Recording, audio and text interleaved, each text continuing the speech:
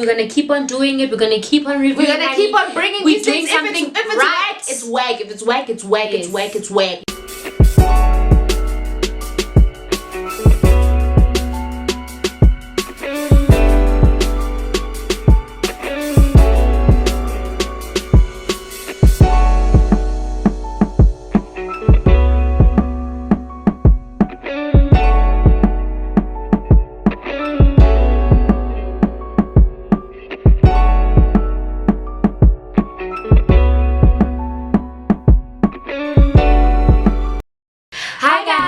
Welcome to Checklist. I'm Ampile. This is Tabo. And you're back with us on Checklist. If you're new here, welcome if you're regular. Thank you for tuning in again. Please don't forget to follow us at the Checklist 11 on Instagram. Let's get into this tea. I don't even know what you say, bro. I can see. It's just wrong. Okay, so you saw the title. We're here to talk about our girl Zodwa Wabantu.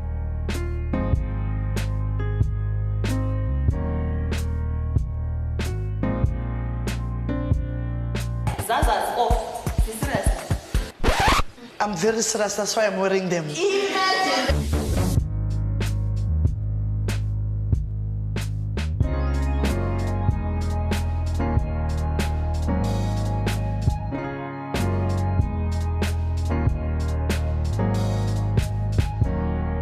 guys, we love Zodwa 3-in-1. We're giving a 3-in-1 special. We watched episode 1, 2, 3. So I watched episode 1 and then we watched episode 2 and 3 together. We, just a disclaimer, we are hardcore fans of Zodwa Wabantu. Hardcore. We love her realness. We love how she is unapologetic. How she grinds. And how she grinds and how she shows us real life. So this is what we were talking about when we were talking about the Ranakas. And the Ranakas, the reason why we fell in love with the reality TV show is that they showed us their real life. They didn't hide. You know, they didn't make it glamorous. Yes. So we also like Zodwa Wabantu for that same video, even though the Ranakas blocked our videos. Yes, it's okay. Yeah, it's fine. It's fine. We move.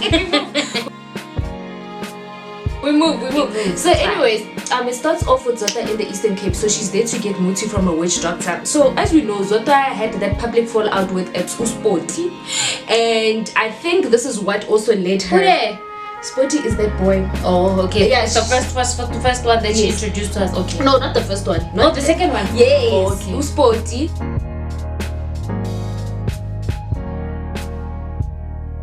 So I think just her house breaking and Sporty and all of that stuff happening to her, she opens up with her going to a witch doctor. I think she went to go consult. She found this powerful ass witch doctor that looks like he could be, he could make us rich.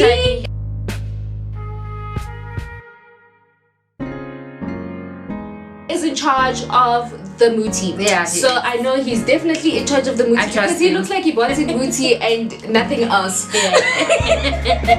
Yeah, he's like hardcore. So yeah, she's not hiding that journey. She's very open about it. She goes to Mfuleni, which is like a river, or Tlapa. So I guess that's like an African ritual where you go cleanse whatever, dipati, and then maybe you lucky or whatever, depending on what you and your witch doctor talked about. So yeah, we're not here to like bash anybody's cultures. I respect people's cultures and their religions and their beliefs very much 100%. So if this is what she needs to do in order to set her life straight, good for her, because she also mentioned the fact that I think her parents left at a very young age, or if they weren't really a part of her life. So I think we'll unpack that later, which is also, I think, also affects possibly her lifestyle and the things that she does. So moving on, Zodwa is moving to Joburg. So she's there with the Titimba. He was there actually showing Zodwa 8 million rand houses. 8 mil. And Zodwa was like, I don't even have a million. So that's what I love about Zodwa. Zodwa is like so open and honest. You know, like when you see a celebrity and they've got like 1 million followers, we automatically assume they have millions. And she was open enough to say, I don't know, I think she's lying. I think Zodwa might have like a meter or but two. she's humble. Yeah, she was like, I can't afford this house. Those houses were beautiful, and I'd really love to see Zodwa like something like that for her. I mean, you know, she deserves it with her hustle. And she was showing us her egg and us selling her eggs. So the thing is, Zodwa's show is also not really shot in sequence. Like one thing happens and then we go back to the other thing. Yeah, to the other thing. And also the confessionals, they don't go together with what's happening. It's just a mess. But You know what? It's great. Like that's the beauty of the show. There's like it's not in order, but it like, makes sense. Somehow something makes sense. Like it all makes sense. It all comes together. So then she's like there at the house with Titimba, and she's like, you know what? In life, you mustn't rush anything in life. You must just keep it going, keep it pushing. Question for Titimba: what happened to you and Siomizi? But that's a question for another day. Okay. So then we move to Zodwa Wabantu's birthday. So she's celebrating a birthday somewhere in Pretoria. It's like a lounge type of vibe, and she's there. She called Queen of Gqom. So hey, that duo Zodwa Wabantu and Babes Wodumo, guys, like that's the most, you know, they're the ones. They are the queens of J, you know, Monate, queens of fan. And I really think that those two teaming up together is like a good fucking marketing strategy, because it is fucking great. It's great. So Zodwa Wabantu is playing Babes Wodumo's music on her reality TV show, in case you didn't catch it. That's why it's such a jam watching it. So then in the confessions they proceed to ask her about Uspoti. I'm going to name him Spotty because that's what Zodwa calls him. Uspoti. And then she's like, Mina, I'm let's pause. So, which is actually a good thing. I would have loved to hear about it, but I get she doesn't want to give him more publicity than she already did. Pella, hey, it was just that's what he wants. On the Instagram streets, it was hot. It was. And then yeah, I mean, when I looked at that party, the one thing that really was so nostalgic, just seeing groove, guys. You know, like I was just like, yo, okay, hello. It's a Sabawal. But it was a Sabawal moment. But Sabawal in a way that I've lived that life, I've had that fun. Yeah, the memories. Yeah, the memories were coming again. No. Yeah. But yeah, that was episode 1. So much for episode 1. With episode 2, it's very brief, guys. There's nothing that's happening. We start off and at scene 1, and Zodwa's just getting fitted for an event, you know, she's got the gig and all of that, and she's just talking about her, no, you know, people are always wondering who dresses me up, like what's Tata Pilezi Mpahla, like she's got her own unique clothes. She shows us who her designer is. I forgot his name. Isn't that gay? It's some other gay guy. Is there actually a designer for those clothes? I thought you wanted like my it's like a design. Maybe it's like a cheap. Maybe it's cheap, because I mean he doesn't even need to use a lot of material if you think about it. I thought it was like my rubber stud vibes or something. Yeah, but then she shows us you know, where just she mix gets and her match. clothes. Yeah. I mean you can just stop a you know, and yeah, because her she doesn't get dressed much, you know. So yeah, and then we move on, and Zodwa is moving into her new place, honey. It's just she's just showing us how she's escalating, like it's a beautiful place, estate. It's actually, it's like I felt so good for her, I was happy for her, because like, you know, and it gives Zodwa comes from security as nothing. well. Yes, and now she's moving into something Because so remember solid. they stole her stuff, they broke into her house and she was crying on Instagram. In the previous So it makes season. sense to move. Not in the previous season, on Instagram. It happened early in lockdown while she was still dating that guy. They broke into her house and then they took her money, where she puts all the money in the wardrobe, because she liked living in standalone houses. So now I think the move to an estate is actually more of a security move. Yeah, that's a big move. I really loved that. And then we move on to scene 2, and there we are at she's in the confessional. She's talking about her friend Smanga, who has passed away.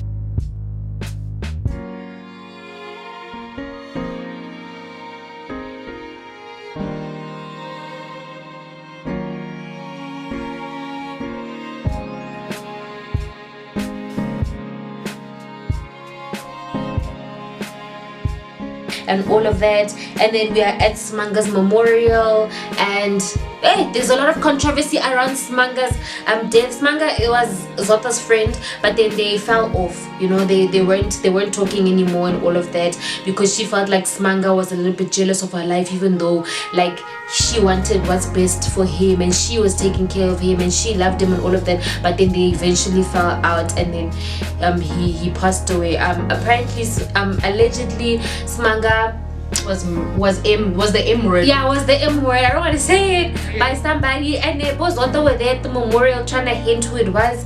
Hey, it was. Did just... they name the alleged emperor? Well, they said, I don't want to say you the wrote here Tabo the wife. Tabo, the wife, is a suspect. We don't. Is it the wife? Really, Tabo?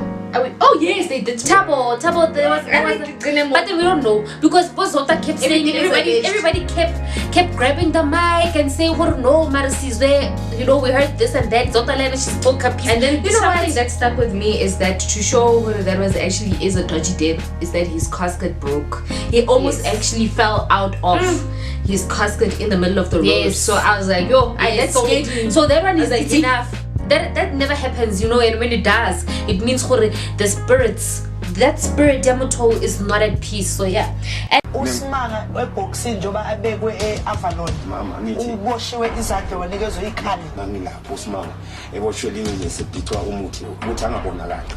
And then scene 3 is just the funeral. You know, like the whole of this episode was just about Smanga. It was a tribute to Smanga. It was she gave him a lot of airtime. And yeah. Also going back to like knowing that they weren't really friends and her also extending that olive leaf. It's so sad that sometimes it takes us for our friends to pass away for us to actually do something good. But I understand also from her part why she also cut him off. Yes. Because it must be so sad to bury a friend that you were so close with. But even though you guys fell out, but then still like she's hard. But she was but I think she was content with. I think she's okay. I also think she was content. And then we move on to episode 3 and we're gonna talk about it. Okay, if you wanna start.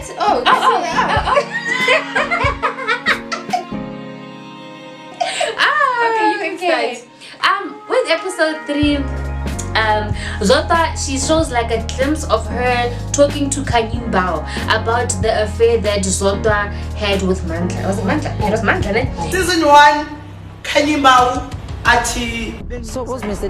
that both no kulisa ben? When you say ufuna ukulisa wena ugula. No uncle.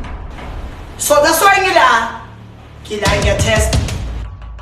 Kanyimbao's then husband or whatever, I think they got married. The father of it doesn't matter. Yeah, the daughter. The father of Kanye's daughter. So then Kanye is asking her, but then how do you feel? Like, how do you, like, she was just asking her, like, she was just getting closure, basically.